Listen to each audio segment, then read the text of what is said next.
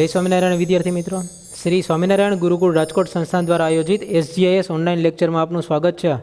આપણે આવર્ત કોષ્ટક છેલ્લા લેક્ચરમાં ભણેલા છીએ અને આવર્ત કોષ્ટકમાં રહેલા દરેક તત્વોનો પરમાણુ ક્રમાંક કેવી રીતે શોધવો તે પણ આપણે આગળના લેક્ચર્સમાં ભણેલું છે. આજના લેક્ચરમાં આપણે જોઈશું કે તત્વોમાં રહેલા પ્રોટોન, ન્યુટ્રોન અને ઇલેક્ટ્રોનની સંખ્યા કેવી રીતે ગણી શકાય. કોઈ પણ તત્વ આપેલું હોય એની અંદર તમને ન્યુટ્રોનની સંખ્યા પૂછે, પ્રોટોનની સંખ્યા પૂછે, એ સંખ્યા કેવી રીતે ગણવી જોઈએ એ આપણે આજના લેક્ચરમાં ભણશું. તો જોઈ છીએ તત્વોમાં રહેલા પ્રોટોન, ન્યુટ્રોન, ઇલેક્ટ્રોનની સંખ્યા ગણવી આપણો આજનો ટોપિક. તો હવે આની અંદર જોઈએ તો સૌથી પહેલાં આપણને એક ખ્યાલ હોવો જોઈએ કે આખું તત્વ છે એ તત્વનું બંધારણ કેવું છે. કોઈ પણ પરમાણુ છે એ પરમાણુમાંથી બનેલું છે તત્વ, તો એ પરમાણુનું બંધારણ કેવું હોય, બરાબર છે.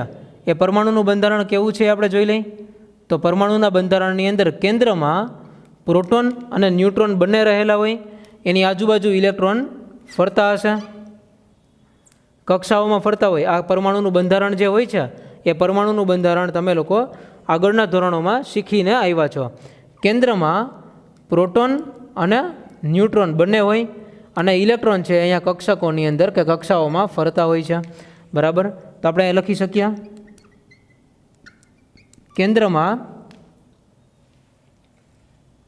કેન્દ્રમાં પ્રોટોન અને ન્યુટ્રોન જ્યારે કેન્દ્રની ફરતે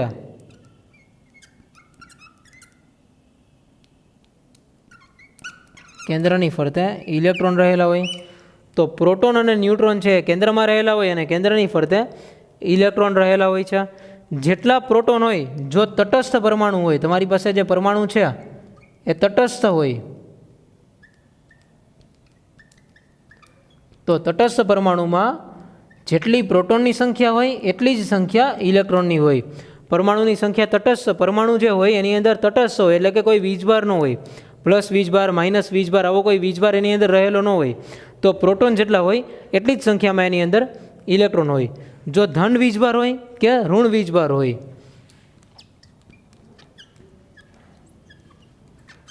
જો ધન વીજભાર હોય તો ઇલેક્ટ્રોન એટલા ઓછા હોય. માનો કે પ્લસ એક વીજભાર હોય તો એની અંદર એક ઇલેક્ટ્રોન ઓછો હશે, જેટલા હોવા જોઈએ એના કરતાં એક ઇલેક્ટ્રોન ઓછો હોય. અને જો ઋણ વીજભાર હોય તો ઇલેક્ટ્રોન એક વધારે હશે. માનો કે માઇનસ એક વીજભાર છે તો ઇલેક્ટ્રોન એની અંદર એક વધારે હોય છે. તો આ રીતે તટસ્થ પરમાણુ હોય તો પ્રોટોન જેટલા હોય એટલા જ ઇલેક્ટ્રોન, ધન વીજભાર હોય તો એટલા ઇલેક્ટ્રોન ઓછા હોય, ઋણ વીજભાર હોય તો ઇલેક્ટ્રોન એટલા વધારે હોય. હવે બીજો પ્રશ્ન એ આવે આપણને કે આપણને અહીંયા પ્રોટોન કેટલા છે એ ખબર કેમ પડશે? કોઈ પણ તત્વમાં પ્રોટોનની સંખ્યા કેટલી છે એ કેવી રીતે ખબર પડશે? તો આપણે અહીંયા લખી શકીએ કે પરમાણુ ક્રમાંકની વ્યાખ્યા. જો પરમાણુ ક્રમાંક અને પરમાણુ ભાર આ બંનેની વ્યાખ્યાઓ આપણા માટે ખૂબ જ મહત્ત્વની છે.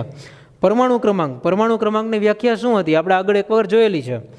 પરમાણુ ક્રમાંક એટલે તટસ્થ પરમાણુમાં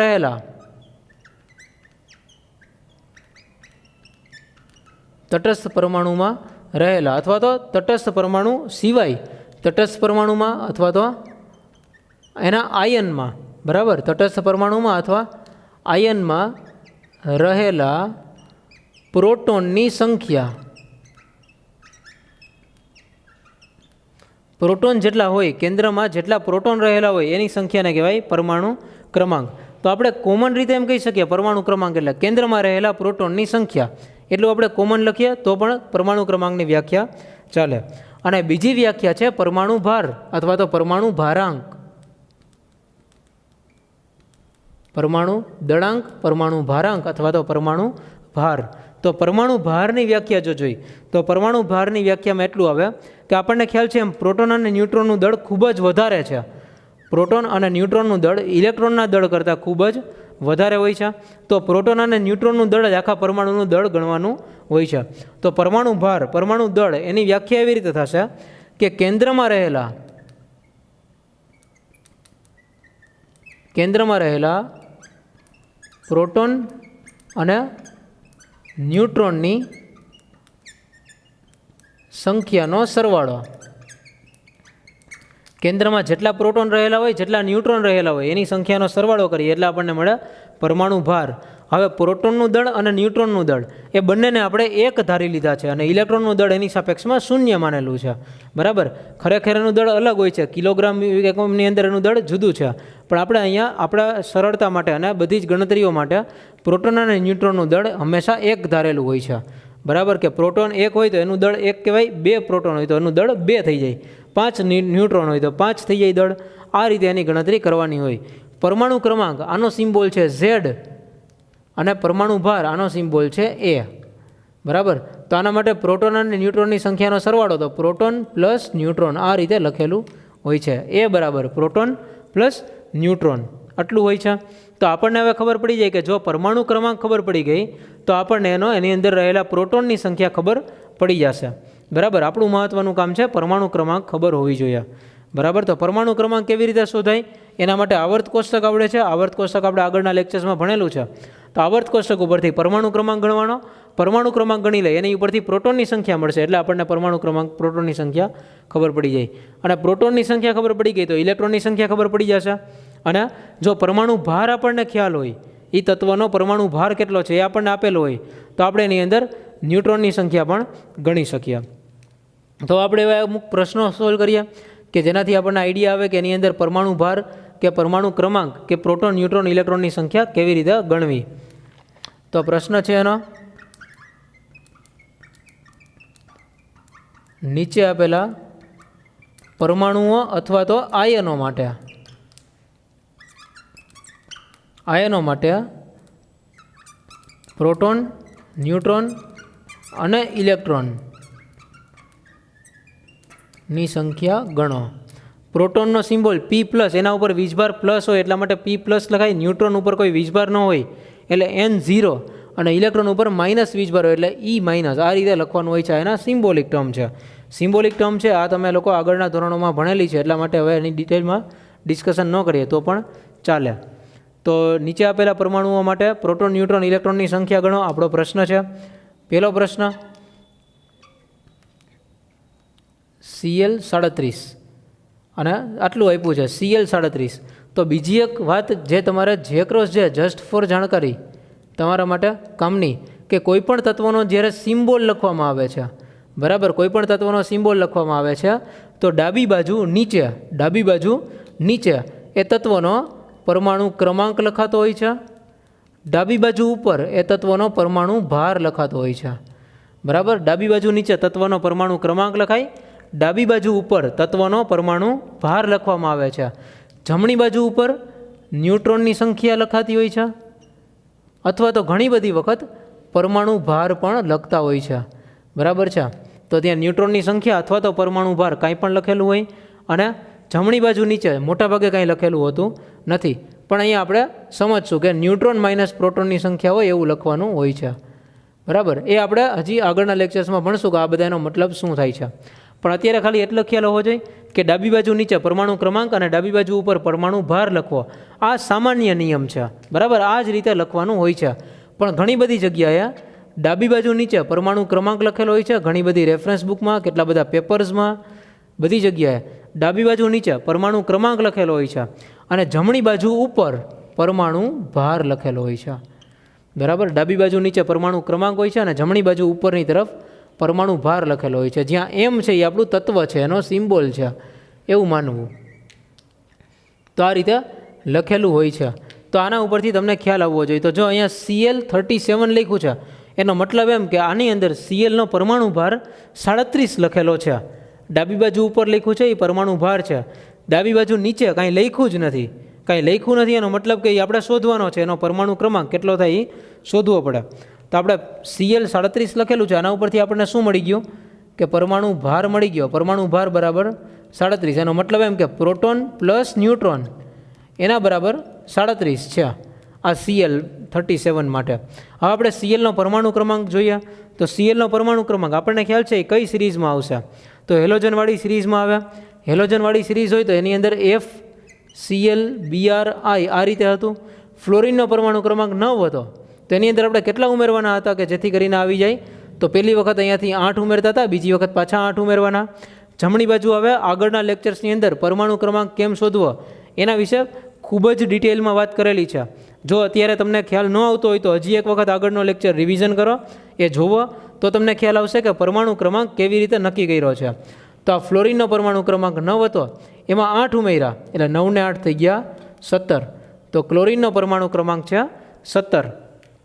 તો અહીંયા પરમાણુ ક્રમાંક હવે આપણને ખબર પડી ગઈ છે. ક્લોરિનનો પરમાણુ ક્રમાંક 17 છે. એનો મતલબ કે પ્રોટોનની સંખ્યા કેટલી છે? 17. તો આપણને પ્રોટોનની સંખ્યા મળી ગઈ 17 અને પ્રોટોન પ્લસ ન્યુટ્રોન બરાબર 37 છે, એટલી પણ ખબર પડી ગઈ છે. તો આપણે આટલું કરી શકીએ હવે કે પ્રોટોન પ્લસ ન્યુટ્રોન આના બરાબર જો 37 હોય તો પ્રોટોનની સંખ્યા 17 છે, તેની જગ્યાએ આપણે 17 મૂકી દઈએ, ન્યુટ્રોનને કરતા બનાવીએ તો ન્યુટ્રોનની સંખ્યા મળશે ન્યુટ્રોન બરાબર 37 - 17 એટલે જવાબ આવશે 20. ન્યુટ્રોન 20 આવ્યા, પ્રોટોનની સંખ્યા 17 આવી અને બીજી એક વાત હજી બાકી છે ઇલેક્ટ્રોન. તો આ તટસ્થ પરમાણુ છે. તટસ્થ પરમાણુ હોય તો ઇલેક્ટ્રોનની સંખ્યા જેટલા પ્રોટોન હોય એટલી જ હોય. તો પ્રોટોન 17 છે તો આની અંદર ઇલેક્ટ્રોનની સંખ્યા પણ 17 જ હશે.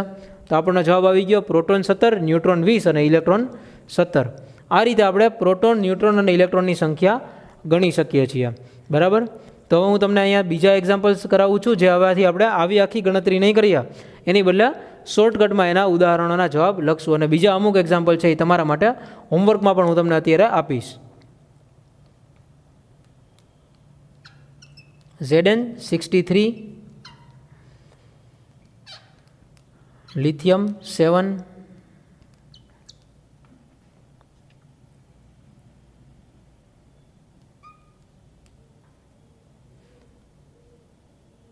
La 132,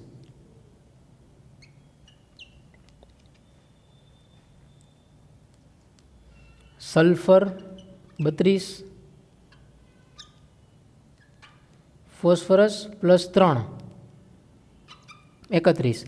હવે અહીંયા જે લખેલું છે અત્યારે +3, પ્લસ કે માઇનસ કરીને જ્યારે લખીએ છીએ ત્યારે એ વીજભાર લખેલો હોય છે, એનો આયન છે.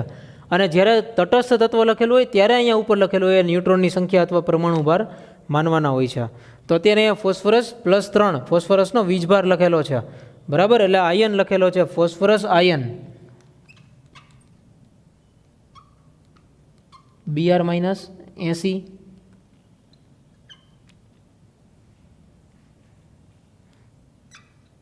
ઓક્સિજન -2 16. ઓકે, આટલું આપણને આપેલું છે, આટલા પ્રશ્નો છે અને આપણે સોલ્વ કરવાના છે.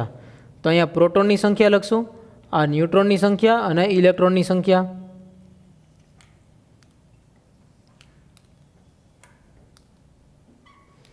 તો પ્રોટોનની સંખ્યા તો ઝિંકનો પરમાણુ ક્રમાંક કેટલો થાય એટલી જ એની પ્રોટોનની સંખ્યા હશે. તો ઝિંકનો પરમાણુ ક્રમાંક થાય છે 30. આ આપણને ખ્યાલ છે, ઝિંકનો પરમાણુ ક્રમાંક હોય છે 30, એટલે એની પ્રોટોનની સંખ્યા થઈ જશે 30. ન્યુટ્રોનની સંખ્યા તો 63માંથી 30 બાદ કરવા પડશે ત્યારે આપણને ન્યુટ્રોન મળશે, કારણ કે પ્રોટોન અને ન્યુટ્રોન ટોટલ થઈને 63 થવા જોઈએ. તો 63માંથી 30 બાદ કરો એટલે અહીંયા જવાબ આવશે 33. તો ન્યુટ્રોનની સંખ્યાની અંદર છે 33. તો આમાં ઝિંકમાં 33 ન્યુટ્રોન રહેલા હશે, ઝિંક 63માં, અને 30 પ્રોટોન હશે, એટલે ટોટલ 63 થઈ ગયા. અને તટસ્થ પરમાણુ છે તો જેટલા પ્રોટોન હોય એટલા જ એની અંદર સામે ઇલેક્ટ્રોન રહેલા હશે. તો આ જવાબ આવશે 30 પ્રોટોન તો 30 ઇલેક્ટ્રોન હશે. લિથિયમની અંદર લિથિયમનો પરમાણુ ક્રમાંક આપણને ખબર છે હાઇડ્રોજન, હિલિયમ અને લિથિયમ, ત્રીજા નંબરનું તત્વ છે એટલે 3. તો ન્યુટ્રોન કેટલા હશે? 7માંથી 3 બાદ કરીએ તો આપણને ન્યુટ્રોન મળશે. 7માંથી 3 બાદ કરીએ તો આવે 4, એટલે 4 ન્યુટ્રોન. અને તટસ્થ પરમાણુ છે તો પ્રોટોન જેટલા હોય એના જેટલા જ ઇલેક્ટ્રોન રહેલા હશે, એટલે 3 ઇલેક્ટ્રોન રહેલા હોય. લેન્થેનમનો પરમાણુ ક્રમાંક છે 57. બરાબર. આ આપણે આવર્ત કોષ્ટકમાં જોયેલું છે, લેન્થેનમનો પરમાણુ ક્રમાંક 57 થાય. તો 132માંથી 57 બાદ કરવાના છે. 132માંથી જ્યારે 57 બાદ કરો ત્યારે જે આવશે એ તમારી ન્યુટ્રોનની સંખ્યા હશે, અને પ્રોટોનની સંખ્યા જેટલી આવી એટલી જ સંખ્યા ઇલેક્ટ્રોનની, એટલે અહીંયા ઇલેક્ટ્રોન તો 57 થઈ ગયા. તો આપણે કરવાના છે 132 - 57, અહીંયાથી 3 એટલે 60, 40, 3, 30 અને 2 એટલે જવાબ આવશે 75. તો અહીંયા ન્યુટ્રોનની સંખ્યા હશે 75. ન્યુટ્રોનની સંખ્યા 75 + 57, આ સરવાળો કરશો એટલે આપણને જવાબ મળવાનો છે અહીંયા 132. પછી છે સલ્ફર, એનો પરમાણુ ભાર આપ્યો છે 32. તો સલ્ફરનો પરમાણુ ક્રમાંક ખબર છે, સલ્ફરનો પરમાણુ ક્રમાંક થાય 16. હવે જો તમને એમ લાગતું હોય કે હજી પરમાણુ ક્રમાંક યાદ રહેતા નથી, તો પહેલું કામ કરવાનું છે 1 થી 30 તત્વોના પરમાણુ ક્રમાંક લાઇનમાં યાદ રાખવાના છે, બરાબર. ત્યાર પછી આગળના જે લેક્ચર્સમાં શીખવાડેલું હતું કે પરમાણુ ક્રમાંક કેવી રીતે શોધવા, એ લેક્ચરને હજી 2-3 વખત રિવિઝન કરવાનો છે અને પરમાણુ ક્રમાંક શોધવા માટેની પૂરેપૂરી પ્રેક્ટિસ કરવાની છે. એ ત્યાર પછીથી જ આ બધા પ્રશ્નો સોલ્વ થઈ શકશે. સલ્ફરનો પરમાણુ ક્રમાંક 16 છે, તો ન્યુટ્રોન 32 - 16 એટલે જવાબ આવશે 16. એટલે 16 ન્યુટ્રોન હશે અને જેટલા પ્રોટોન હોય એટલા જ એની અંદર ઇલેક્ટ્રોન હોય.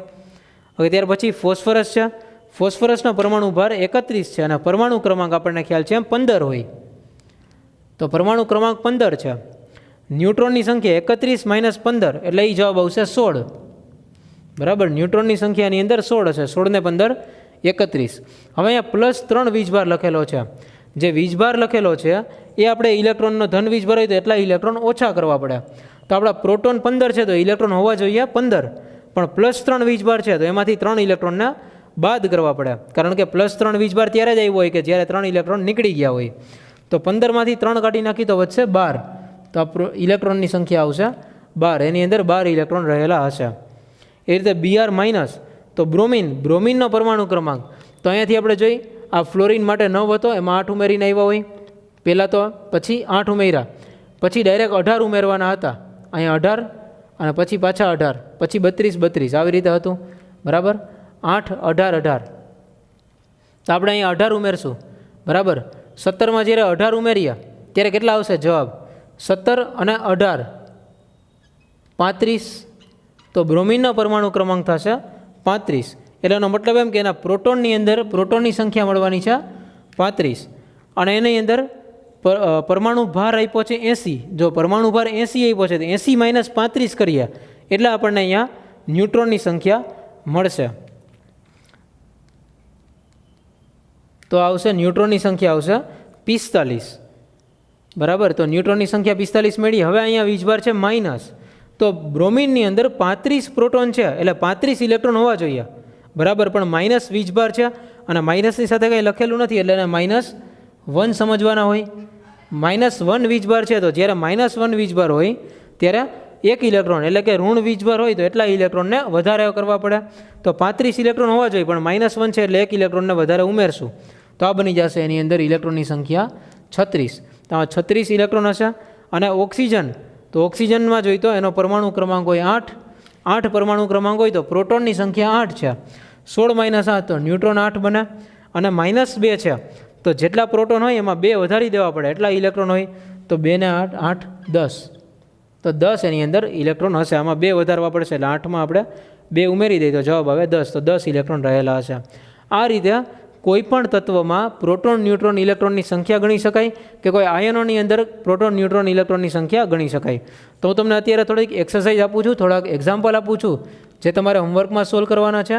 એમાં પણ તમારે પ્રોટોન ન્યુટ્રોન અને ઇલેક્ટ્રોનની સંખ્યા જ શોધવાની છે. એ બધાના પરમાણુ ભાર લખીને હું આપીશ. પરમાણુ ક્રમાંક તમારે જાતે આવર્ત કોષ્ટક ઉપરથી શોધવાના છે, ડાયરેક્ટ આવર્ત કોષ્ટકમાંથી જોઈ અને લખવાનું નથી. તમારે આવર્ત કોષ્ટકમાંથી એના પરમાણુ ક્રમાંક ફાઇન્ડ કેવી રીતે કરાય એ તમારે પ્રેક્ટિસ કરવાની છે.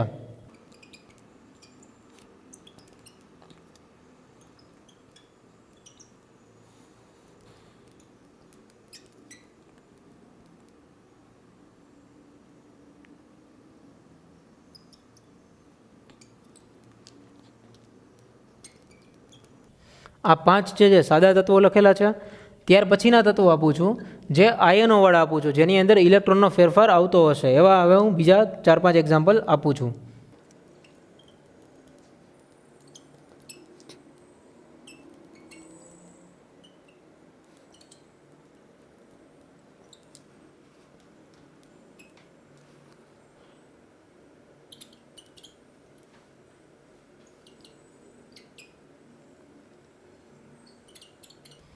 તો આ ટોટલ 10 એક્ઝામ્પલ છે. આજના હોમવર્કમાં 10 એક્ઝામ્પલ કરવાના છે અને આની અંદર તમારે જે પરમાણુ ક્રમાંક છે એને આવર્ત કોષ્ટકમાંથી બનાવવાના છે, શોધવાના છે કે ભાઈ કેવી રીતે એનો પરમાણુ ક્રમાંક આવે છે એની ગણતરી કરવાની છે, આગળના લેક્ચર્સમાં જેમ શીખવાડ્યું છે એવી રીતે. અને નેક્સ્ટ લેક્ચરમાં આપણે આ બધાનો ઉપયોગ થાય એટલે કે પરમાણુ ક્રમાંક, પરમાણુ ભાર, ઇલેક્ટ્રોન ન્યુટ્રોનની સંખ્યા, ન્યુટ્રોન માઇનસ પ્રોટોનની સંખ્યા, આ બધાનો ઉપયોગ થાય અને એના આધારે નવો ટોપિક આવે છે. એ ટોપિક આપણે નેક્સ્ટ લેક્ચરમાં ભણશું. તો આજનો લેક્ચર અહીંયા સુધી રાખ્યા. જય સ્વામિનારાયણ. Thank you.